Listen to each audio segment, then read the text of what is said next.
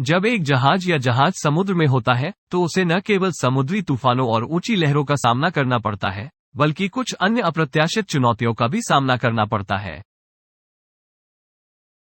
जैसे समुद्री डाकुओं के हमले और सोमालियाई समुद्री लुटेरे इस काम के लिए पूरी दुनिया में मशहूर है। इंटरनेशनल मैरीटाइम ब्यूरो के मुताबिक शिपिंग इंडस्ट्री को हर साल 16 अरब अमेरिकी डॉलर का घाटा उठाना पड़ता है।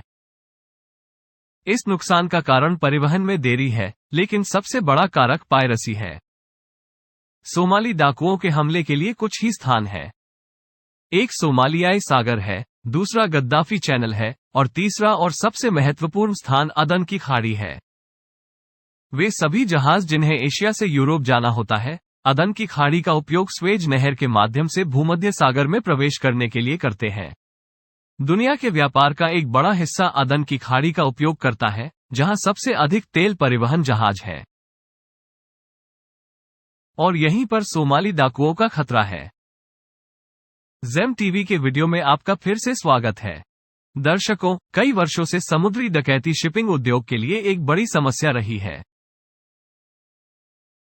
समुद्री डाकू पहले इतने उन्नत नहीं थे, लेकिन अब आधुनिक तकनीक की मदद से जहां समुद्री डाकू भी उन्नत हो गए हैं, वहीं एंटी पायरेसी तकनीक और हथियार भी उन्नत हो गए हैं। माल परिवहन पोत इनका मुख्य लक्ष्य होता है, क्योंकि इस प्रकार के जहाज में कम से कम कुछ चालक दल होते हैं, जबकि इनमें लाखों डॉलर का माल ले जाया जाता है।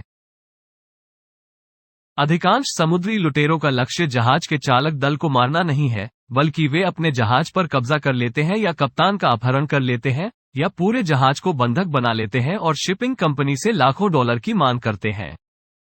ये एक दो नहीं, बल्कि कई नावों पर आते हैं, जिनमें समुद्री लुटेरों की संख्या हजारों में दर्ज की गई है।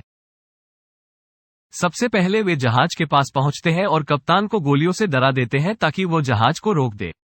याद रखें कि कप्तान का काम सिर्फ जहाज को एक जगह से दूसरी जगह ले जाना नहीं होता, बल्कि जहाज की सुरक्षा भी कप्तान की जिम्मेदारी होती है। उसके बाद वे जहाज पर चढ़ने के लिए जूझने वाले हुक का उपयोग करते हैं। ऊपर चढ़ने के बाद वे पहले कप्तान और चालक दल को बंधक बना लेते हैं, या कई मामलों में वे पूरे जहाज को अज्ञात स्थान पर ले जाते हैं।